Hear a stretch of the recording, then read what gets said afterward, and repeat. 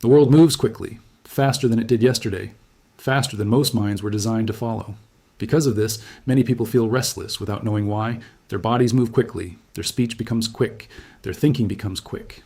And slowly, life begins to feel heavy. But the mind has a quiet secret.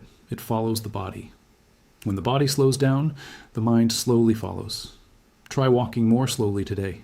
Try speaking more gently today. Try breathing more deeply today.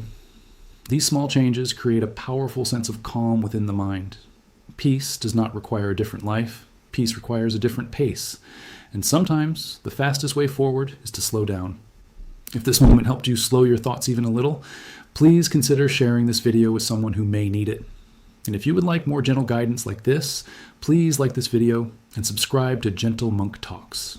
You can explore more wisdom videos on this channel whenever you need a quiet moment. Until next time, move gently and let your mind follow your breath.